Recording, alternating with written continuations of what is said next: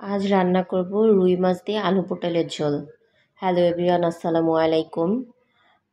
যারা আমার ভিডিওটা দেখছেন তাদেরকে অসংখ্য ধন্যবাদ। আর হ্যাঁ, ভিডিওটা ভালো লাগলে অবশ্যই আমার চ্যানেলটাকে সাবস্ক্রাইব করবেন এবং লাইক কমেন্ট করতে ভুলবেন না।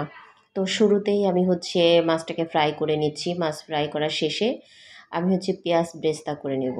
আমি আজ আদা রসুন ছাড়াই রান্না করব। পেঁয়াজ ব্রেস্তা করে এটা উঠিয়ে নিব। পেঁয়াজ ব্রেস্তা করা শেষ। এখন আমি তেলের মধ্যে লবণ আর হলুদ দিয়ে দিয়েছি।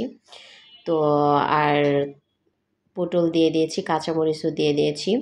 তো আলু পটলটা যখন ভালো মতো কষানো হয়ে যাবে তখন আমি পরিমাণ মতো পানি দিয়ে দিব। আমি শুধু তেল, হলুদ, লবণ আর মরিচ এগুলো দিয়েই কিন্তু কষিয়ে নিচ্ছি। কষানো শেষ। এখন পানি দিয়ে দিলাম পরিমাণ মতো। পানিটা যখন ভালো মতো ফুটে আসবে এবং আলু পটল যখন সিদ্ধ হয়ে যাবে তখন এটার সাথে আমি দিয়ে দিব ফ্রাই করে রাখা মাছ। আর এদিকে আমি পেঁয়াজ ব্রেস্তার সাথে আলাদা করে জিরাও ভেজে নিয়েছি। ওই মশলাটা আমি ভালো মতো শিলপাটায় বেটে তরকারিটা যখন হয়ে আসবে ঠিক তার 2 মিনিট আগে আমি এটা দিয়ে একটু 2 মিনিটের মতো জাল করে নেব আর কি। এখন আমি মাছ দিয়ে দিলাম। আলু পটলটা সিদ্ধ হয়ে গেছে। তো এখন মশলা দিয়ে দেবো। মশলা দিয়ে আমি 2 মিনিটের মতো ঢাকনা দিয়ে ঢেকে একটু জাল করে নেব। তো অল্প মশলায় যারা এভাবে তরকারি রান্না করে খেতে চান দেখবেন খুবই মজা। এই তো হয়ে গেল আমার তরকারি রান্না।